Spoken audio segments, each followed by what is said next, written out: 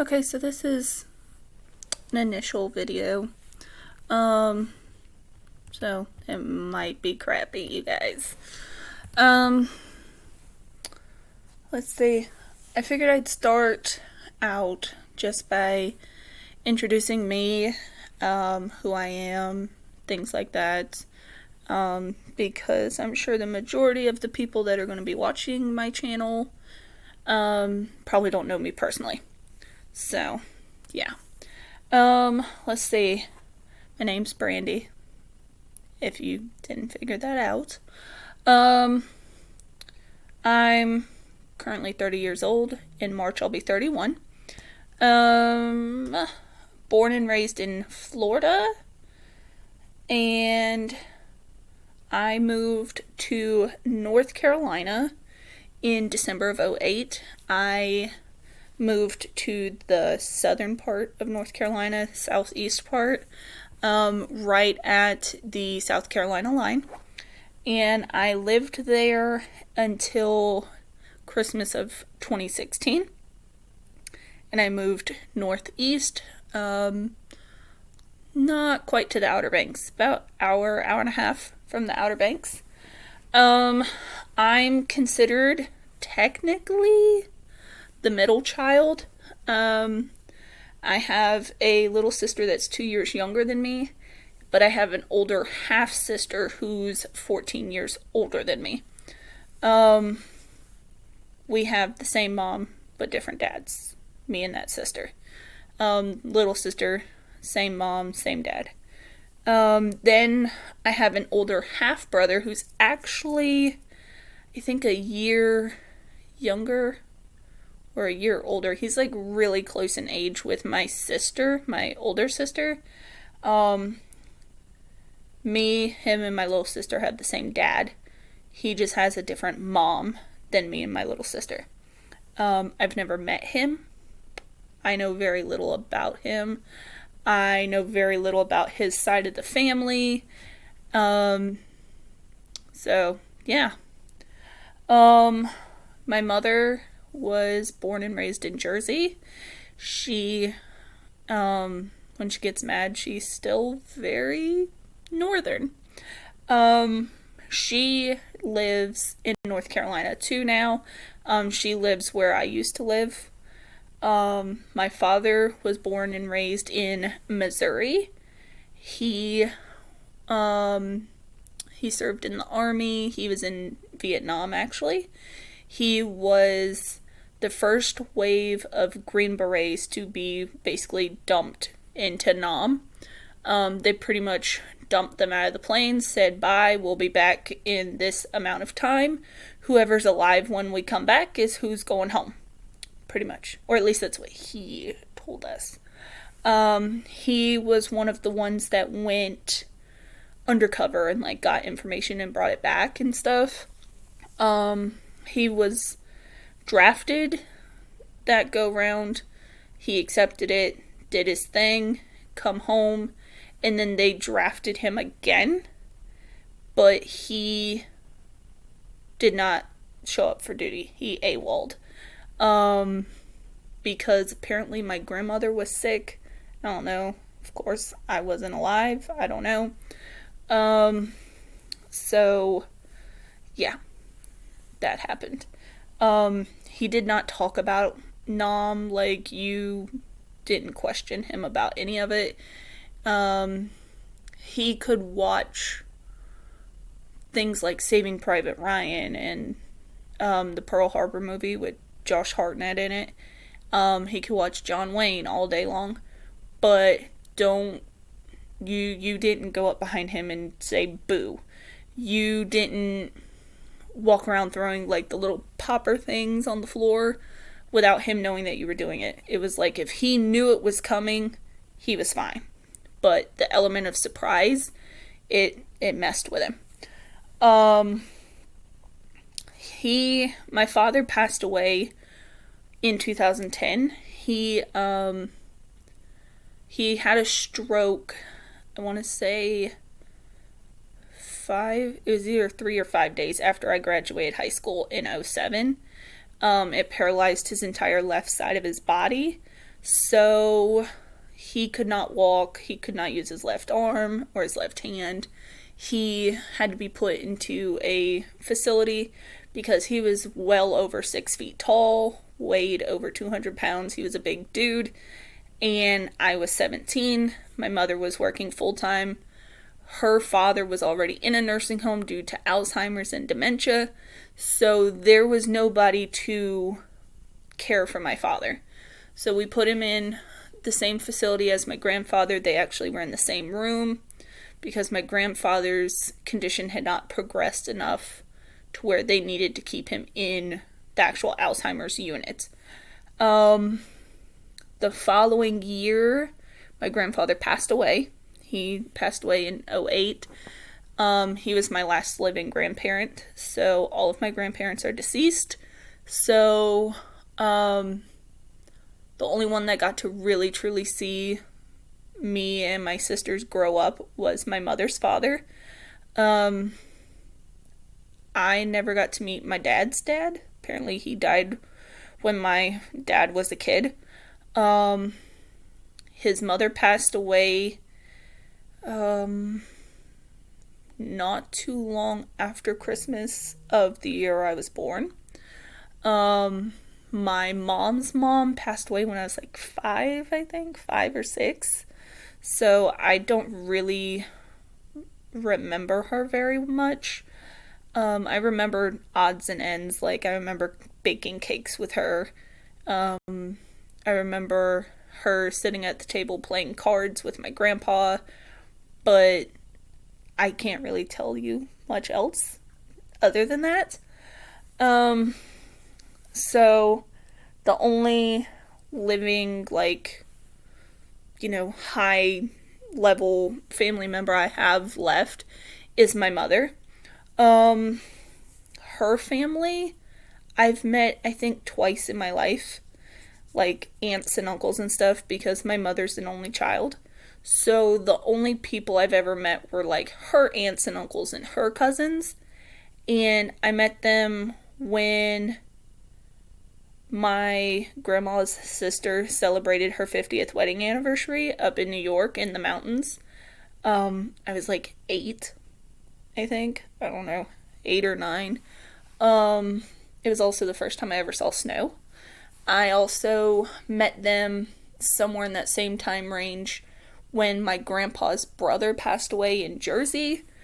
And then I saw them again. I'm trying to remember. I know they came down, my grandma's sister and my grandpa's 2 sisters came down sometime when I was little. I'm not really sure when. I have pictures of it, but I couldn't tell you dates. But I never really got close with them. Never, had summer vacations planned where all the cousins got together, or, all the aunts and uncles got together and brought all the kids and we all had one big, cookout at somebody's house, because we lived in Florida. Everybody else lives, or had at one point in time, lived in Jersey or New York or Maryland, something like that, mostly north. So I'm not close with my mother's people. My father's people, I remember my dad's brother, my Uncle Chet. He was my godfather, and his wife, Georgia, which, wait for this, was my mother's aunt, married my Uncle Chet, which is my dad's brother. And I didn't learn that until I was in, like, I don't know, middle of high school, I think. And I was like, what? Who? What? But they never had children. Uncle Chet has 2 daughters that are still living. They live in Pennsylvania. I think I met them once in my life, so I don't really know much about them except for what I've learned about them on Facebook, because I do have them on my Facebook friends list. I have my half brother on Facebook, but he's not really active a lot. And I have his 2 daughters. He's got 3 daughters and 2 sons, and I have all of them on my Facebook list, but none of them are really active either. So I'm not really close with them. I've never met any of them in person. So all I know about them is whatever they post online, and that's it. My personal family, I have 2 children that are young. They're not babies. They're out of diapers. They're in school. Their father and I are not together anymore, but we are civil with each other, I guess is the best way to put it. Like, he can call me and be like, hey, I can't take the kids this weekend because I've got the flu. Can we, reschedule or whatever? He still lives down in the southern part of the state. His whole family's down there. They're all really cool with me. They're civilized with me. I actually went to his brother's house on Christmas and hung out with them, had, a Christmas dinner with them and everything, and then spent a couple days with my mother and my little sister who's in town. She actually has been living in Dallas, and my older sister lives in Alabama with her husband. And my boyfriend is very okay with this. He's actually glad to see that we're able to be civilized with each other, that we're not constantly bickering and trying to, one-up each other or come after each other legally or any of that. The first year that we were separated was hell, because my ex's wife, tried to basically destroy our relationship to where we would hate each other, and that didn't go down well. But thankfully, he realized that wasn't healthy, and that ended, and so now we have a healthy relationship. He even gets along with my boyfriend, so that's good. Let's see. I am a fur mom. I have a dog. Used to have 2. The other dog was actually my boyfriend's dog. He was a Basset Hound. And we think he probably had like a dog version of a stroke. And so we had to have him put down, actually almost a year ago. The dog we have now, I want to say she's like 2, I think.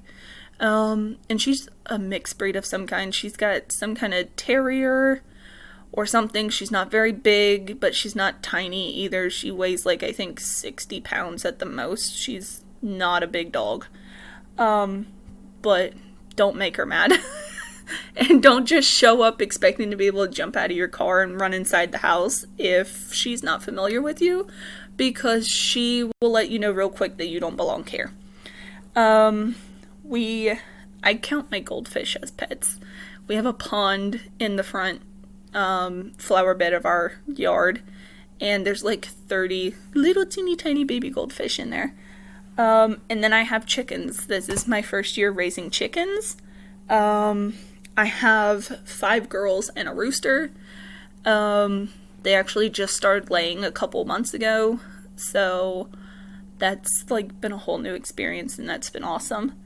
Let's see. I know I say a lot, and I'm sorry. It's a habit. Let's see. I am currently in school. I'm actually in my final semester of social work school for my bachelor's. And I plan on graduating in May. That's the schedule anyway. With COVID and everything, we've had to do a lot of like rearranging, rescheduling, and things like that. We're actually supposed to be a face-to-face program, but we were put online last year, back in March, because of COVID and all of that, and my children's school was actually put online, and so ever since then we've been online. They were actually hoping to let us do this semester face to face because it's our last semester. We do an internship 4 days a week, and then on Mondays we're supposed to have seminars with our field instructor, but that was changed to where we will be doing, like, I guess Zoom or WebEx or something. I don't know.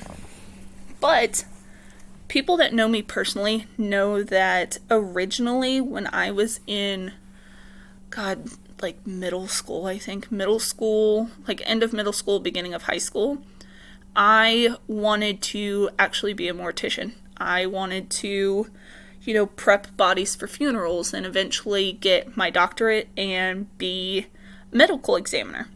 And I was gung-ho. I was going to do that until 2008 happened. My dad, of course, was already in the nursing home. My mother had moved on, had a boyfriend that became my stepdad. They never got married, but I still considered them married. And I just had nothing else really going on. Like, I was trying to figure out what I wanted to do with my life. Did I want to go straight into school? Did I want to get a job and, be free for a year or two and then go to school? And in the process of all of that is when I met my children's father. And he was one of my stepdad's truck driving buddies. And he wasn't ready to move to Florida. And I was like, well, my mom plans on moving to North Carolina because she's starting a trucking business, so I'll move to North Carolina. And that's what I did at 18. So mortuary went out the window. I actually started the process of applying for nursing school. I went to CNA classes and never finalized that by having my certification. I just took the courses and then had my daughter in the process of that and just decided to become a stay-at-home mom. I actually had a job for a while, but I lost that job and then went to college for the CNA and then decided that's not what I wanted to do, so I just became a stay-at-home mom. And a couple years later I had my son, and then a couple years later was when things just got sour between me and their father, and I decided the best course of action was to leave. I decided to do social work because my therapist that I had during everything that was going on with me and my ex, I know it sounds cliche, but she literally saved my life. Like, there were days that I didn't care. I honestly was like, just take the kids and leave me alone. I just don't care. And, I got to the point at my lowest to where I was just like, if I don't wake up tomorrow, whatever. Just whatever. And I kept that bottled up for a while. Nobody knew what was going on. Nobody even knew I was going to therapy. I kept it to myself. And one day my mother was like, I think she was driving around town or something, and she realized my vehicle was in a place that she's never seen it before. And she called me and asked me if I was in town, and I'm like, no, what are you talking about? And then an hour or so later I called her and asked her if she was in town, and she said yes. And I asked if she wanted to do lunch, and we did lunch, and she's like, you can't hide your vehicle because you drive a big friggin' Yukon XL and yours is kind of obvious with the stickers that you have on your windows. And I'm like, crap, yeah. And so she was like, why were you at such and such a place? And I broke down and told her that, things have been going pretty crappy lately between me and my ex, and that my family doctor had recommended therapy, and I started going. Not too long before I split from him, I had a seizure in my sleep one night. It was actually Mother's Day, and they still don't know why I have them. The best thing that my doctors have been able to come up with is that they're stress related, because of just everything I went through with him. He was never, how do I say it? He wasn't violent per se, but he was mean. Like, just, and I'll talk about it again at some point, but he was more verbal, mental, and emotionally abusive than anything. There was never any physical elements to the abuse, but it wasn't fun. It got pretty bad. I mean, there were days we didn't even speak to each other, and it wasn't healthy.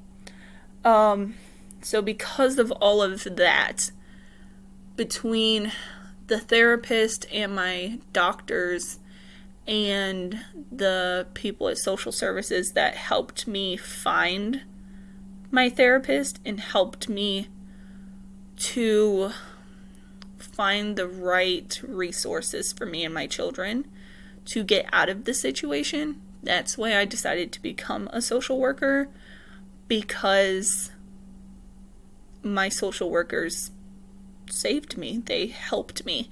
And I want to be able to be that person for somebody else.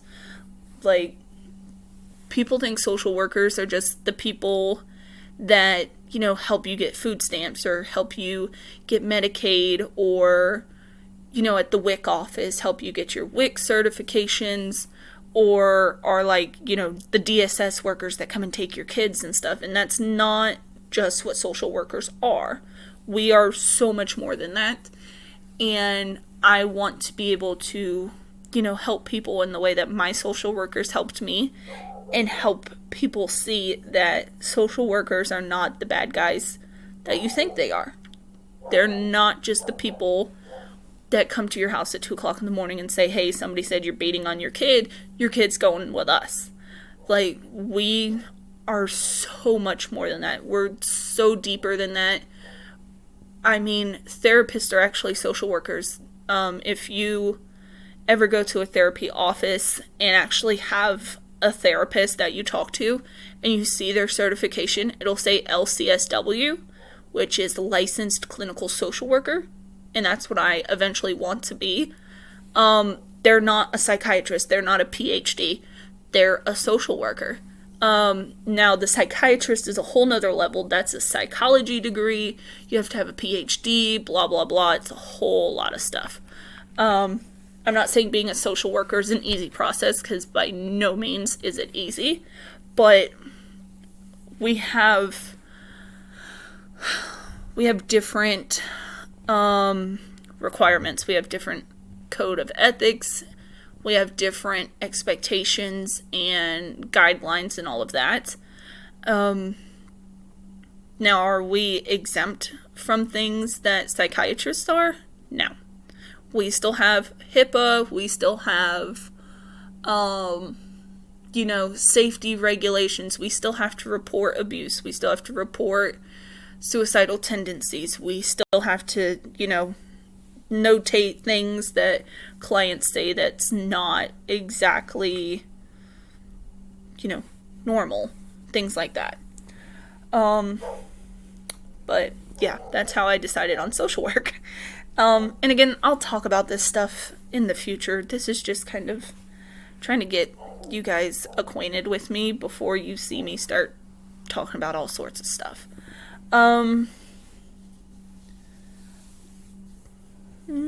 Let's see. Seizure patient. Like I said, they aren't really sure what causes them. As long as I take my medication, I don't have them. I've never had one, like, just sitting here talking to somebody. I've never had those kind of seizures. Mine always happen in my sleep. And it can be, nighttime when I'm going to bed for the night. I've had a couple where I've taken a nap, middle of the day, taken a nap, and had a seizure. but it's never been the kind where I'm like just sitting there talking to you and I just stop talking and fall out. Like, I've never had those kind of seizures that we know of. I mean, I don't recall doing such a thing. I did as a child, and I've had one doctor say that they think it might be linked, but that's like one doctor out of, I think, 3 different neurologists and 3 or 4 different family doctors. One doctor has said that they think it might be connected. When I was 13 months old, I was in daycare, and there was a child that was sick. They thought they just had, like, the cold, regular everyday cold. And I had been playing with them. They coughed and sneezed all over me. And within, I think they said 48 hours, I was burning up with a fever. I was sick. My mother, did the usual thing where they give you Tylenol or whatever to try and break your fever. My father was a truck driver, and he was home. And because of the schedule he worked, he would get up in the middle of the night. And he heard some noises. He thought it was just, an animal in the trash can or whatever. But then he heard it again, and it was continuous. Like, the noise didn't stop. Like, an animal found food and they sat in the trash can and ate. No, it just kept going. And so he went looking for what the noise was and discovered that it was me in my crib flopping like a fish because I was having a seizure.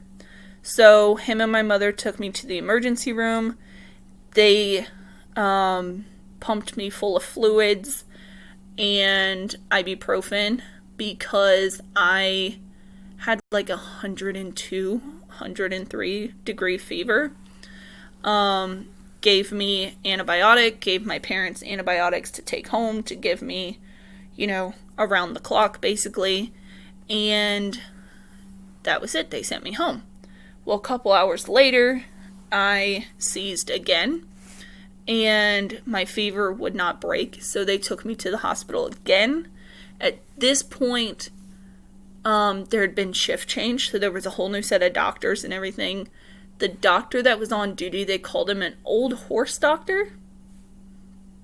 Whatever. And he literally started head to toe. He scanned me for everything, drew blood work, all of it. And he turned and asked my mother if anybody had done a spinal tap on me, and my mother said no, and you're not doing one either. And he said, if you want me to figure out what's wrong with this kid, you're going to let me. And he turned me on my side, had nurses come in and hold me, and drew spinal fluid. And if you know anything about spinal fluid, you know that it's supposed to be clear. Mine looked like milk, which is not good.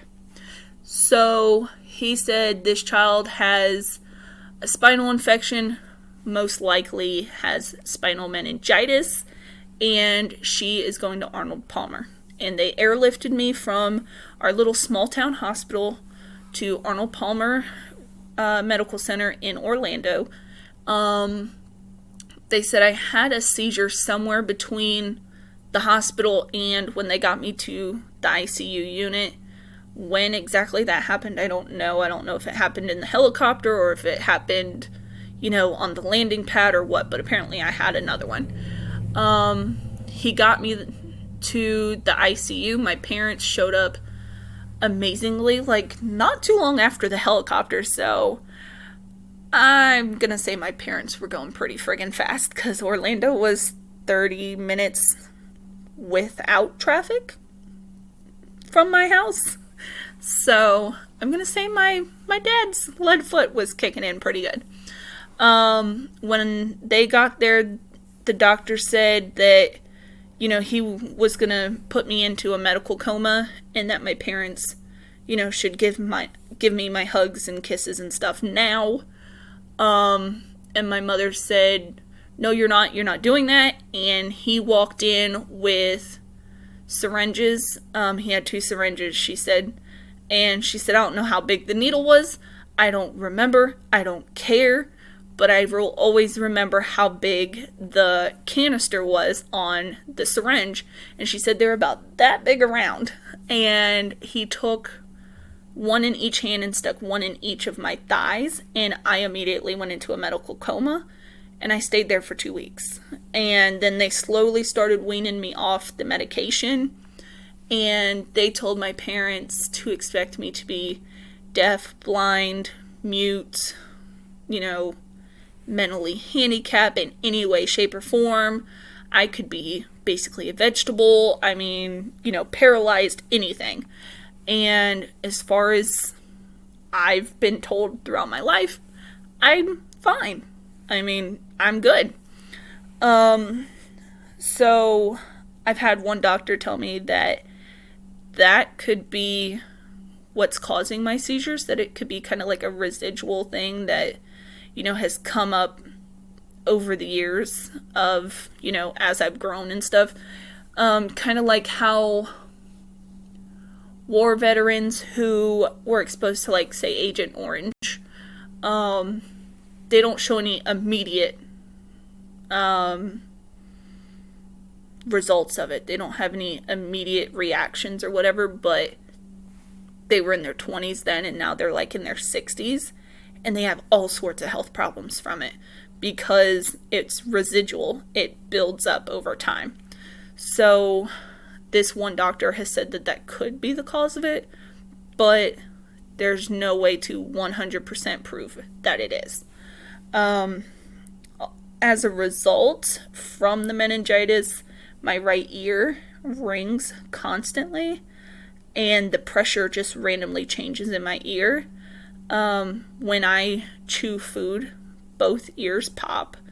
I also have like TMJ kind of right here, to where at night, if you're sitting next to me or laying next to me and it's really quiet, I can do that and you can hear my jaw click and pop. So that's fun. I also have ear issues from traveling. In 2002, I went to Australia for 2 weeks through People to People Student Ambassadors. And so we flew from Florida to Dallas-Fort Worth, and then from Dallas-Fort Worth to LA, then from LA to New Zealand, and then from New Zealand to Sydney, Australia. And that was a lot of airtime. So there was a lot of jet lag, and there was a lot of air pressure changes that happened quick. Like, we went from Orlando to Dallas, and I think we were in Dallas like 2 hours maybe, and that's nowhere near enough time for your body to recoup from all of that airtime. And then we immediately got on the plane, went to LA, and LA, I think we were down maybe an hour, and got on that plane, and then flew across the ocean to New Zealand, and then from New Zealand to Australia. So our bodies didn't really have a lot of recoup time, and so I'm pretty sure I have some damage from that.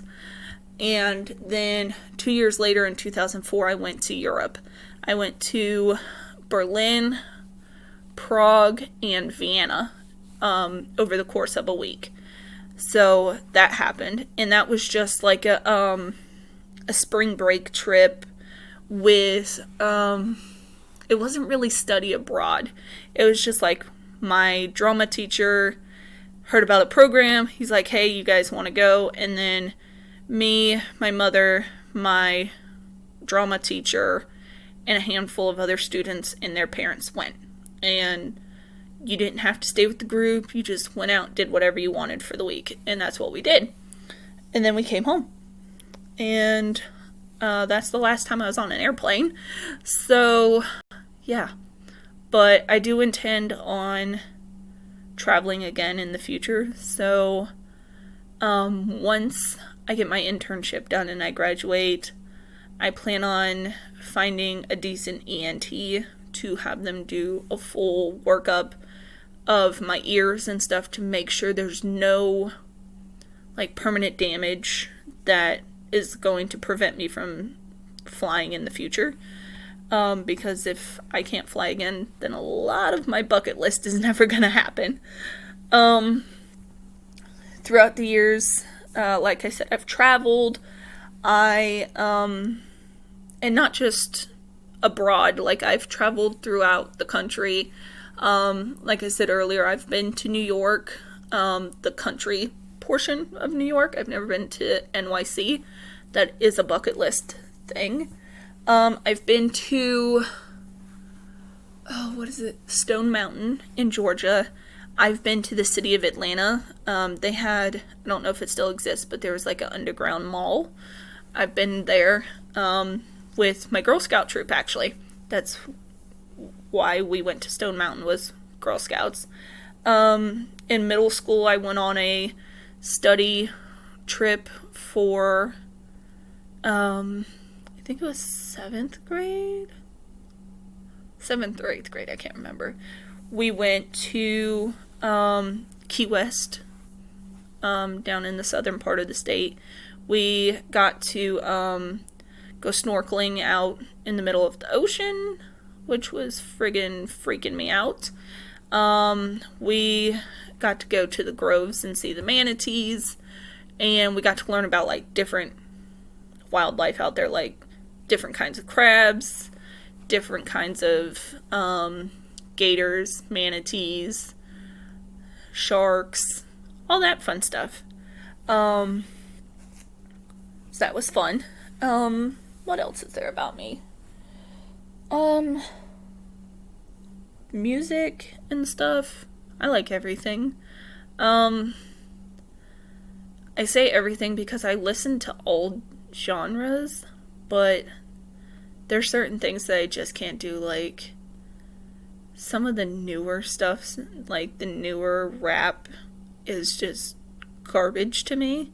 Some of the newer pop stuff is just stupid. Like, I can't do Drake. I can't listen to Drake. He drives me up the wall.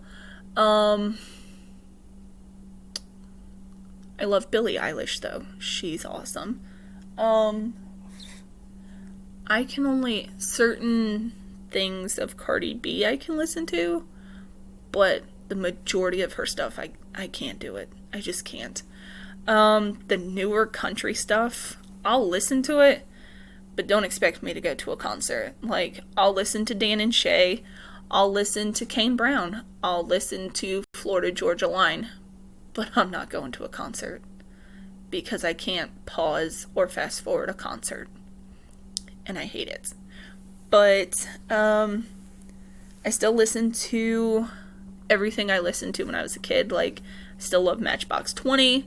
I still love Linkin Park. I still love Brooks and Dunn. And, who else?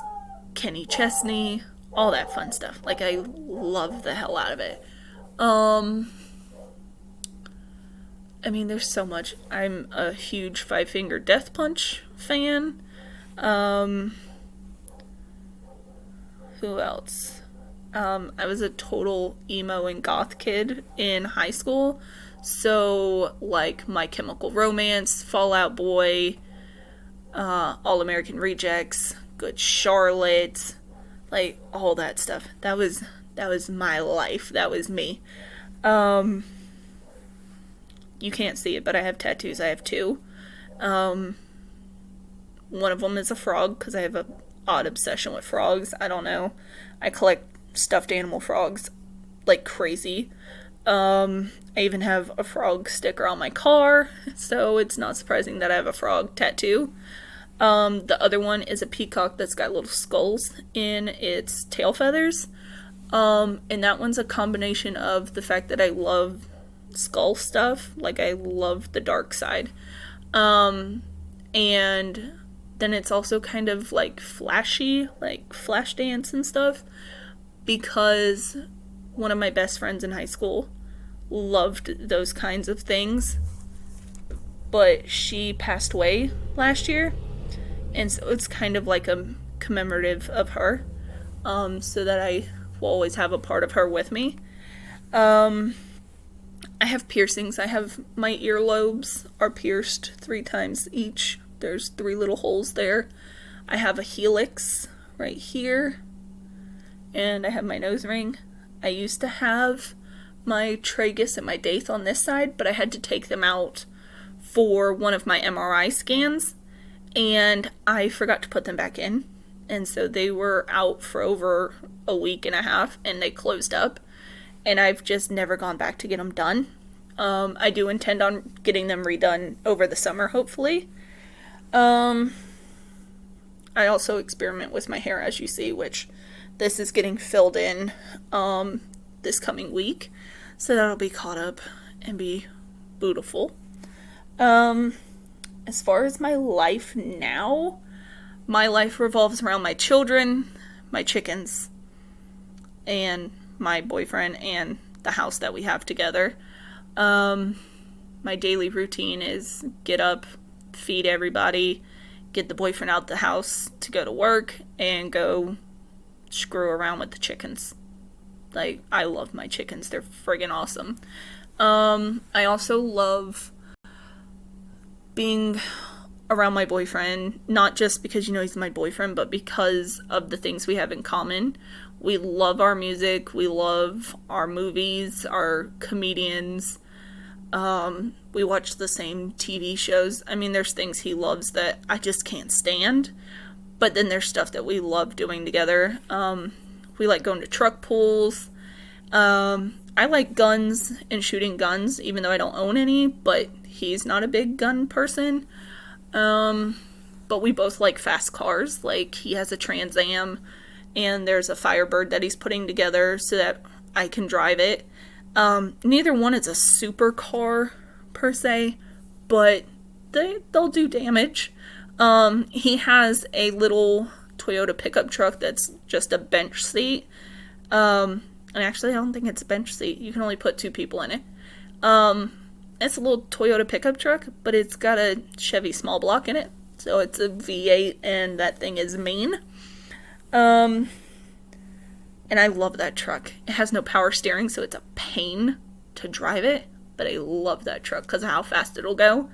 And then he's got a big jacked up Dodge pickup truck, and I love that truck. I love big, loud, mean looking trucks, and they're awesome. So I'm kind of a melting pot of everything. As far as my outlook on life, as far as I'm concerned, it's like my views and stuff. It's your life. You do what you want to do with it, but don't blame everybody else for your problems. Like, if you lose your job and you start losing everything around you, that's not my fault. That's not your dad's fault or your brother's fault or whoever's. You obviously did something somewhere to warrant them doing that. I mean, and maybe you didn't. Maybe you work for a company that does routine layoffs or whatever, but majority of the time when people are let go from a job, it's their own doing. Just like people will blame their family for, say you were abused and you become a drug addict, right away it's your mom and dad's fault who beat on you that you're a drug addict.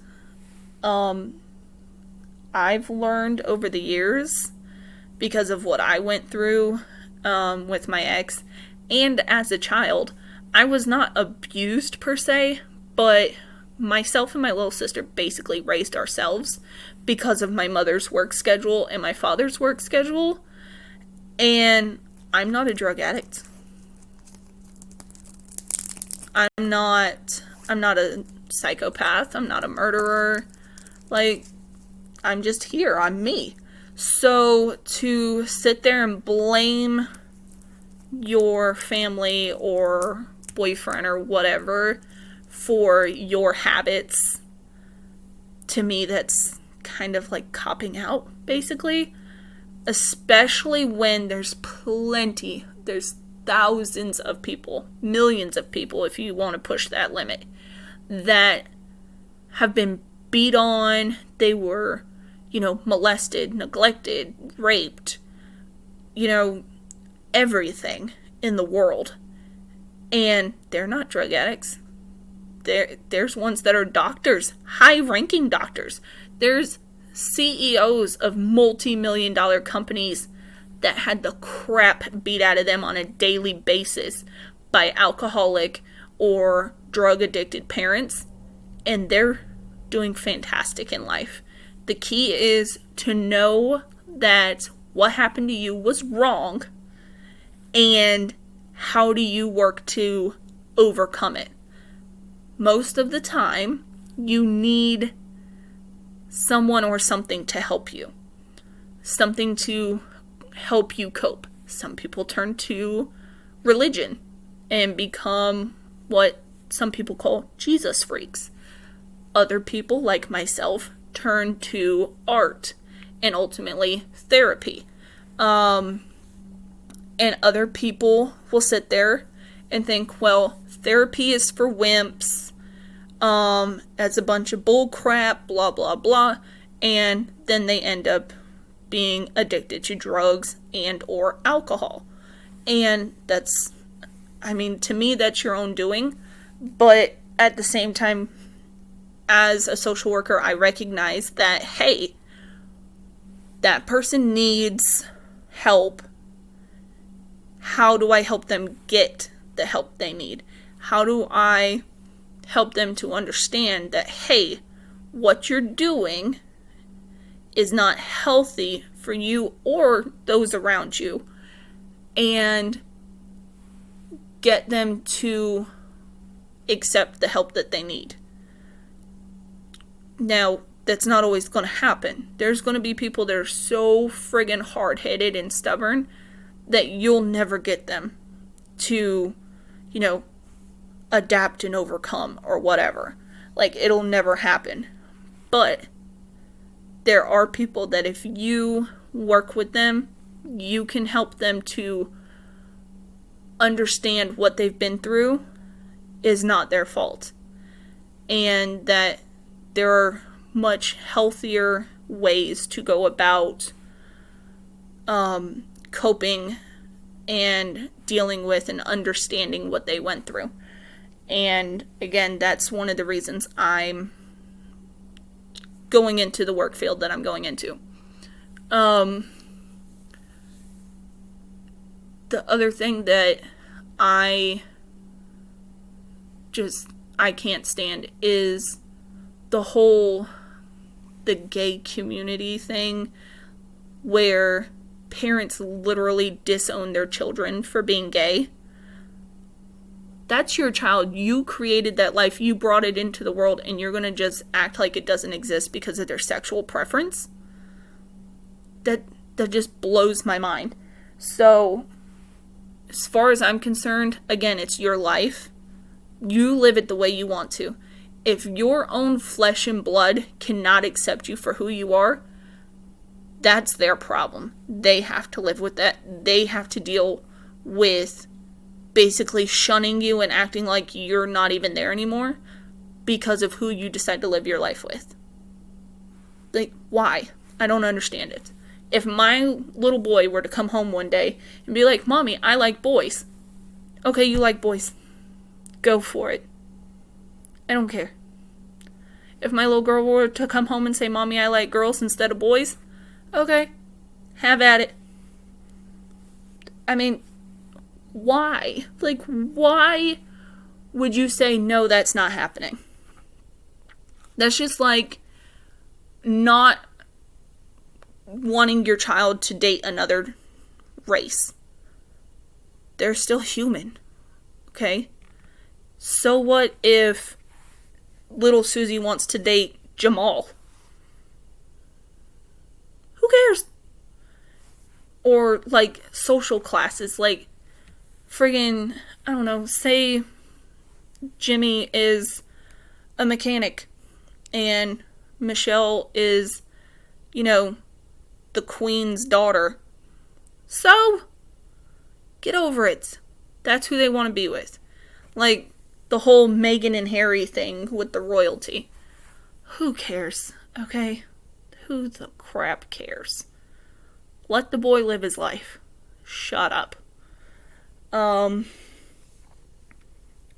Just like, the whole, like, pro-life thing with abortions and stuff. I don't care. It's your body. If, like, there's a lot of exceptions to the rule. Like, if you find out early on through, like, a sonogram or whatever, that baby is not going to survive birth, and you want to terminate, that's up to you. That is your decision. It's your body. It's your baby. There's no reason that some random person that does not know you, does not know your medical history, does not, like, had no part in creating that life growing inside of you, if they did not help you make that baby, if they are not the one carrying that baby, they have no right to decide if you keep that child or not. You do, because it's your body. So that's something else that I don't know why politicians have any right to decide that. Like, I think it's beyond insane. Say you were a rape victim, okay? Not even, raped by your boyfriend or raped by some, a-hole when you were in high school at a party or whatever. You were raped by some random dude, middle of the night, broke into your house and raped you. That's traumatic, okay? If you are still traumatized by that, and every time you feel that life growing inside of you move around, it traumatizes you because it reminds you of that night, so you want to terminate it, whatever. Or maybe it traumatizes you, but you want to keep it till birth and put it up for adoption, whatever. Friggin' Donald Trump or Joe Biden or Joe Schmo, whoever is in charge of our country, should not have a say-so in what you do with your body. I mean, that's just, they shouldn't have a say-so on who you marry or whatever. I'm not saying go marry your friggin' cousin or, a 12-year-old marrying a 50-year-old, because that's insanity, okay? That's wrong. But they should not have any say-so on whether or not a man can marry a man or a woman marrying a woman, or, Susie can go have an abortion because her baby is deformed and her daddy is a multi-million-dollar contributor to our, political campaign, but little, Billy Joe over here, she has to go through her full-term pregnancy and deal with the trauma of the fact that the baby she's fixing to push out is, deformed or is only going to live 3 minutes after birth because she comes from the backwoods of friggin' Missouri or whatever, and her mommy and daddy aren't helping us at all. That's stupid, okay? It's stupid. And it's just insanity the way things work. And because of that, I can't stand politics. I hate politics. And I am going to try to not talk about it unless something's really bugging me, because I get mad when I talk about politics and I can't stand it. So, yeah. And that's pretty much it. I think that's plenty since I'm coming up on like an hour of talking. I plan to post on Saturdays and Mondays because, like I said earlier, I have an internship and I have children and I have a boyfriend. My boyfriend's one day off a week is Sundays, so we try to spend time together as a family on Sundays.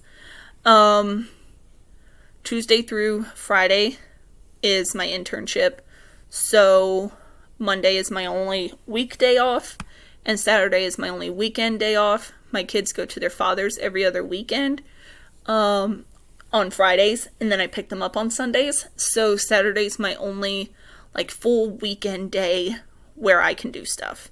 So that's the plan.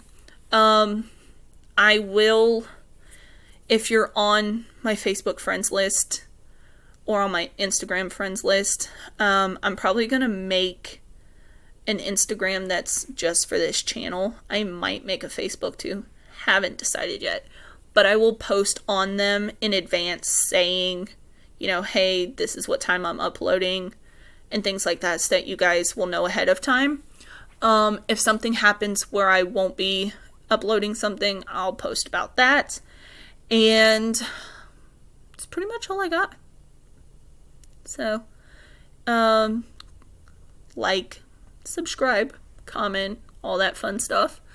And if you have any ideas about what you want me to talk about on here, just, you know, drop me a comment, message me, whatever, because as of right now, there's no real setup of what this is going to be about. On this channel, it's just going to be whatever I talk about. It could be just whatever, random ramblings. Maybe one day I'll have an actual topic for that particular day, or I won't. Maybe I'll just get on here and tell you guys, guess what? My chickens laid more eggs. Or, you know, I don't know, we're remodeling the house, or, you know, just random crap. Who knows? But until then, y'all be good. Enjoy your day. And I look forward to everybody's comments and feedback and all of that, because this is going to be a fun little adventure. Y'all be good.